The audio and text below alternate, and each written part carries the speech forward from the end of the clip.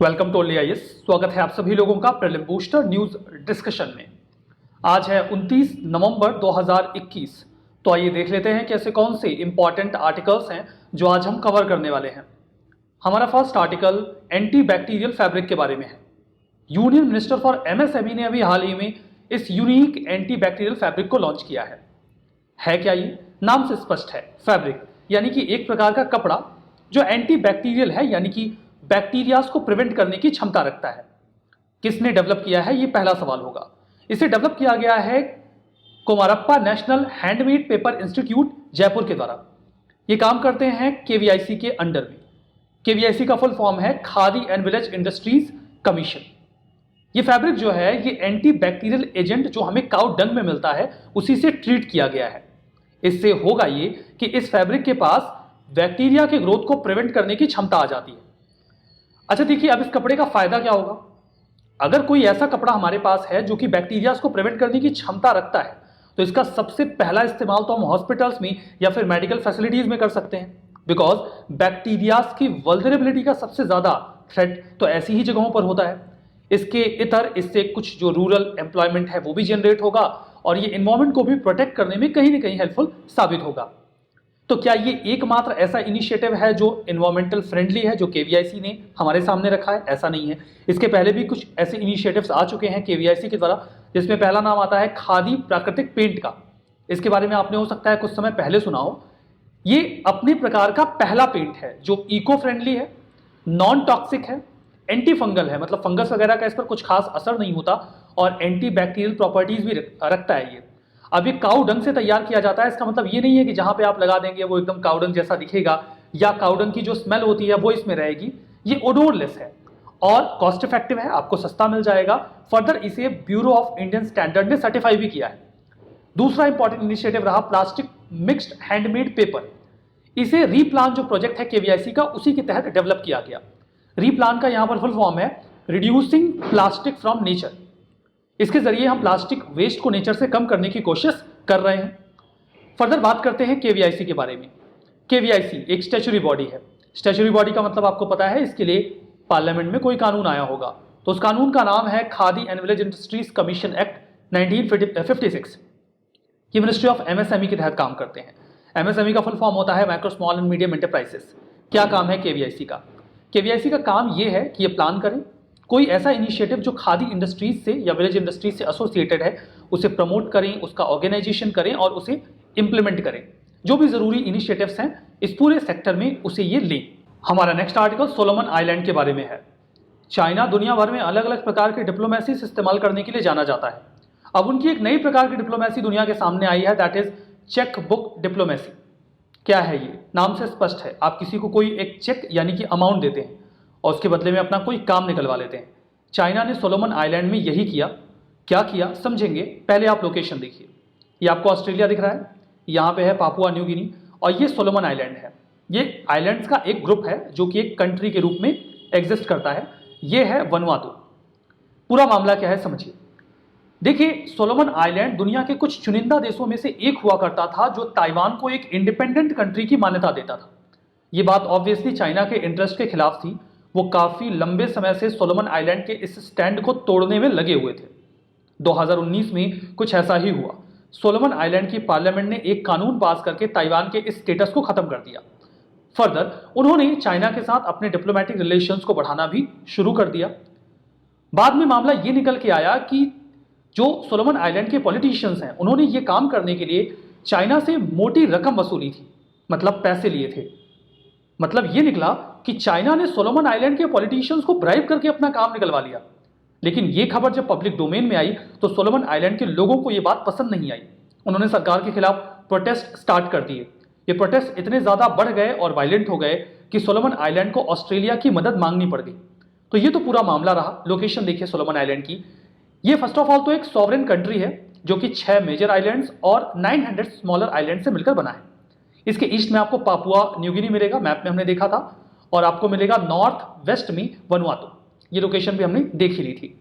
देखिए, इसके पहले इसे ब्रिटिश सोलोमन के नाम से जाना जाता था। मतलब ये एक ब्रिटिश सोलोमन आइलैंड प्रोटेक्टोरेट था जो ब्रिटिशर्स के अंडर में आता था। 1978 में ये इंडिपेंडेंट कंट्री के रूप में एग्जिस्टेंस में आता है। हमारा next article national multi dimensional poverty index के बारे में है। एक global multi dimensional poverty index होता है, उसी की तर्ज पे इंडिया ने अपना खुद का national multi dimensional poverty index तैयार किया है। इसे तैयार किया गया है नीति आयोग के द्वारा, जो कि बहुत ही अच्छी बात है। जो MPI है, नेशनल MPI, ये देखेगा कि आखिर हम जो SDG यानी कि सस्टेनेबल डेवलपमेंट गोल है 1.2 उसे कितना पूरा कर पा रहे हैं। अब भला सस्टेनेबल डेवलपमेंट गोल 1.2 में है क्या? यहां पर मामला ये है कि हमें 2030 तक कम से कम जो आधी पॉपुलेशन पॉवर्टी में है, मेन की, वुमेन की, बच्चों की, उन्हें पॉवर्टी के बाहर निकालना है। ये हमारा टारगेट है 2030 का, और उसमें हम कितना काम कर पा रहे हैं ये हमें हमारा नेशनल MPI बता देगा। अब मेथोडोलॉजी क्या यूज की जाएगी? मेथोडोलॉजी वही यूज की जाएगी जो ग्लोबल MPI में यूज की जाती है, जिसे OPHI यानी कि Oxford poverty and human development initiative और UNDP यानी कि यूनाइटेड नेशंस डेवलपमेंट प्रोग्राम ने तैयार किया है। अब इस जो मेथोडोलॉजी है उसमें 3 डायमेंशंस में 10 पैरामीटर्स या 10 इंडिकेटर्स इवेलुएट किए जाते हैं। वो 3 पैरामीटर्स हैं health, education and living standard. 10 indicators कौन से हैं? 10 इंडिकेटर में पहला आता है न्यूट्रिशन, दूसरा चाइल्ड मोर्टेलिटी, तीसरा years of schooling, school attendance चौथा, और जो लिविंग स्टैंडर्ड है इसमें टोटल 6 पैरामीटर्स आते हैं। 2 कुकिंग फ्यूल मतलब गैस है या फिर चूल्हे पे खाना बन रहा है, सैनिटेशन सफाई है कि नहीं, पीने का साफ पानी है कि नहीं, बिजली है घर में कि नहीं, घर की छत कैसी है, कच्ची या फिर पक्की, एसेट मतलब 2 पहिया 4 पहिया वाहन है कि नहीं, ये सब इवैल्यूएशन में आता है। अब इसके तीनों जो भी एरियाज हैं या फिर डायमेंशंस हैं, आप उन्हें आसानी से याद कर सकते हैं। इसका शॉर्ट बनता है हेल्थ। अगर कोई व्यक्ति मल्टी डायमेंशनली पुअर है, मतलब अलग अलग तरीके से पुअर है, तो आप कह सकते हैं कि उसकी जिंदगी हेल्थ की तरह है। तो MPI में जो डायमेंशंस है वो क्या है? हेल्थ, यानी कि हेल्थ, एजुकेशन और लिविंग स्टैंडर्ड। अब इसमें निकल के क्या आया? 51.91% जो इंडिया की पॉपुलेशन है वो मल्टी डायमेंशनली पुअर है। चिंता की बात है। सबसे खराब स्थिति बिहार की है, उसके बाद नंबर आता है झारखंड, उत्तर प्रदेश, मध्य प्रदेश और मेघालय की। तो स्थिति अच्छी किसकी है? स्थिति अच्छी है केरला की। वहां पे केवल 0.71% ही मल्टी डायमेंशनली लोग पुअर है। इसके बाद पुदुचेरी, लक्षद्वीप, गोवा और सिक्किम आते हैं, जहां पर स्थिति तुलनात्मक रूप से ठीक है। हमारा नेक्स्ट आर्टिकल स्वदेश के बारे में है। स्वदेश क्या है? स्वदेश एक प्रकार का प्रोजेक्ट है। इस प्रोजेक्ट को किसने तैयार किया है, डेवलप किया है? डिपार्टमेंट ऑफ बायोटेक के नेशनल ब्रेन रिसर्च सेंटर ने इस प्रोजेक्ट को तैयार किया है। क्या काम है इसका? देखिए, ब्रेन से एसोसिएटेड कई सारी बीमारियां होती हैं जिनमें बहुत सारा रिसर्च एंड डेवलपमेंट रिक्वायर्ड है, लेकिन इस रिसर्च एंड डेवलपमेंट के लिए हमें आसानी से डेटा मिल नहीं पाता। तो उस पूरे डेटा को एक जगह पे इकट्ठा करके रिसर्चर्स को प्रोवाइड करवाने के लिए ये पूरा प्रोजेक्ट तैयार किया गया है। ये एक यूनिक ब्रेन इनिशिएटिव है, जहां पर हम जो certified neuro imaging, neurochemical, neuropsychological data और एनालिटिक्स है उसे रिसर्चर्स को अवेलेबल करवा देंगे। ये अपने प्रकार का पहला multi modal neuro imaging database होगा, जहां पर माइंड यानी कि ब्रेन से रिलेटेड जो भी डेटा, आर्किटेक्चर या एनालिटिक्स है वो एक प्लेटफॉर्म पर अवेलेबल हो जाएगा। स्वदेश को एक स्टोरेज सिस्टम के द्वारा बैक भी किया जा रहा है, जहां पर प्रॉपर तरीके से डेटा स्टोर होगा, उसे आसानी से एनालाइज किया जा सकेगा और डेटा बैकअप भी लिया जा सकेगा। यहाँ पर मल्टी साइट डेटा जो अलग अलग जगहों पे होता है उसे इंटीग्रेट कर दिया जाएगा ताकि रिसर्च में सहूलियत आ जाए। बात करते हैं नेशनल ब्रेन रिसर्च सेंटर की। 1999 में इसे स्टैब्लिश किया गया था एक ऑटोनॉमस इंस्टीट्यूशन के रूप में, सोसाइटीज रजिस्ट्रेशन एक्ट ऑफ 1860 के तहत। नोडल मिनिस्ट्री कौन सी है? यह डिपार्टमेंट ऑफ बायोटेक के तहत काम करता है, एक यूनिवर्सिटी की तरह भी डीम्ड है, मतलब वर्क करता है, और गवर्नमेंट ऑफ इंडिया इसे एक इंस्टीट्यूशन ऑफ एक्सीलेंस का दर्जा भी दे चुकी है। इनका ब्रेन के फंक्शंस को स्टडी करने का बेसिकली काम है, और उसमें क्या क्या चीजें रिसर्च के फील्ड में रिक्वायर्ड होती हैं उसके लिए जो भी असिस्टेंस चाहिए वो ये सेंटर देता है। ये लोकेटेड है हरियाणा के मानेसर में। हमारा नेक्स्ट आर्टिकल रामप्पा टेम्पल के बारे में है। तेलंगाना के रामप्पा टेम्पल को कुछ समय पहले यूनेस्को की हेरिटेज साइट में डाला गया, जिसके बाद इस पर जो अटेंशन है, फोकस है, वो काफी ज्यादा बढ़ गया है। जानते हैं इसके बारे में। इसे कंस्ट्रक्ट किया गया था 1213 एडी में, यानी कि 1213 एडी में। काकातीय एम्पायर के जो उनका जो एक रेन था, राजा का नाम था गणपति देव, उनके एक कमांडर हुआ करते थे, मिलिट्री जनरल हुआ करते थे, राचाला रुद्र। उन्होंने ही इस टेम्पल के कंस्ट्रक्शन का पूरा कामकाज देखा था। ये तेलंगाना के वरंगल में आपको मिलेगा। टेम्पल में जो प्रिसाइडिंग डेटी हैं, जो मुख्य देवता हैं, वो रामलिंगेश्वर स्वामी हैं। जो टेम्पल है उसके आर्किटेक्ट रामप्पा थे।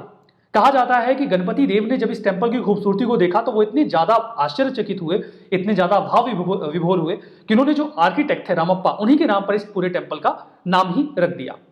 अब यहां पर देखिए कुछ इंपॉर्टेंट फीचर्स। ये काकतीय एरा का बहुत ही मार्वलस आर्किटेक्चर है। इसे 6 फीट ऊंचे स्टार शेप के प्लेटफॉर्म पे तैयार किया गया है। वॉल्स, पिलर्स, सीलिंग सब उसके ऊपर हैं और बहुत बढ़िया स्कल्पचर्स भी वहां पे लगाए गए हैं। यहां पर इस टेंपल को तैयार करते हुए सैंडबॉक्स टेक्निक का इस्तेमाल किया गया है। ऐसा कहा जाता है कि सैंडबॉक्स टेक्निक के इस्तेमाल की वजह से ये टेंपल जो है वो अर्थक्वेक में प्रभावित नहीं होगा, अर्थक्वेक प्रूफ है। अब इस टेक्निक में करते क्या है, देखिए सिंपली एक गड्ढा बनाते हैं, उस गड्ढे में जो नींव रखी जाती है कई तरीके के मटेरियल उसे फिल किया जाता है, तभी तो वो एक सैंडबॉक्स की तरह लगने लगता है। उसमें सैंड और लाइम का मिक्सचर डालते हैं, फर्दर उसमें गुड़ डाला जाता है। गुड़ एक बाइंडिंग एजेंट की तरह काम करता है और करक्या एक प्रकार का फ्रूट होता है जो आपको इमेज में दिख रहा है, इसको भी मिक्स करके डाल दिया जाता है। अभी ऐसा कुशन की तरह वर्क करता है, मतलब एक स्पंजी बेस की तरह वर्क करता है कि अगर अर्थक्वेक आया भी तो वो इसे मैनेज कर लेगा या बैलेंस कर लेगा। फर्दर इसका जो लोअर पार्ट है वो रेड सैंडस्टोन से बना है। जो गोपुरम है वो एक बहुत ही हल्के पत्थर से बनाया गया है, मतलब कई सारे हल्के पत्थरों का इस्तेमाल किया गया है। ऐसा कहा जाता है कि ये पत्थर इतने हल्के हैं कि अगर आप इन्हें पानी में रखें तो ये तैरने लगते हैं, जो आपको डेफिनेटली सरप्राइज करेगा।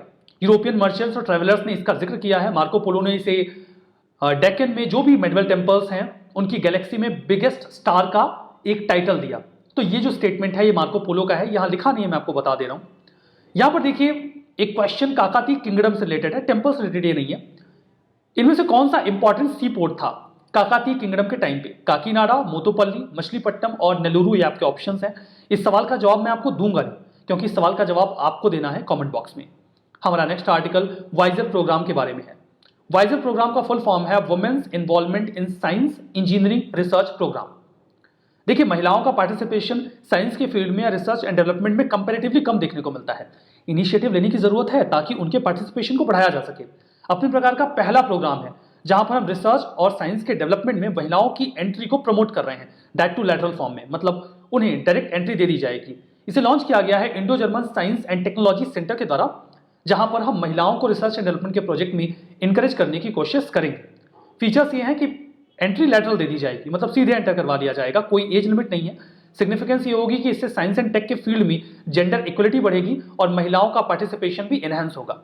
रिवीजन करते हैं वाइजर प्रोग्राम, इसे लाइफ साइंसेज इंस्टीट्यूट ने लॉन्च किया है। वुमेन रिसर्चर्स को प्रोजेक्ट्स में इन्वॉल्व करने के लिए। बिल्कुल गलत है, हमने अभी पढ़ा इसे कि इसे union minister for science and tech यानी कि साइंस एंड टेक मिनिस्ट्री का ये इनिशिएटिव है, तो पहला तो गलत हो गया। दूसरा national multi dimensional poverty index NITI Aayog का है, दैट्स ट्रू। प्रोजेक्ट स्वदेश, इसमें हम neuro imaging, neuro chemical, neuro psychological data analytics provide करवाएंगे रिसर्च के पर्पज से, ताकि हम जो ब्रेन डिसऑर्डर्स हैं उन्हें ट्रीट कर सकें, that's true. Ramappa temple Orissa में है, पूरी तरीके से गलत है। रामप्पा टेम्पल तेलंगाना में है, हमने अभी पढ़ा है। इस सेशन की पीडीएफ आपको ओनली आईएएस के टेलीग्राम चैनल पे मिलेगी। Only IAS, nothing else search करिएगा। 1,25,000 से ज्यादा सब्सक्राइबर्स आपको दिखे जिस चैनल पे, उसे ज्वाइन कर लीजिएगा। पीडीएफ को डाउनलोड करके रिवाइज करिएगा। आज का सेशन हम यहीं पे समाप्त करेंगे। बहुत बहुत धन्यवाद।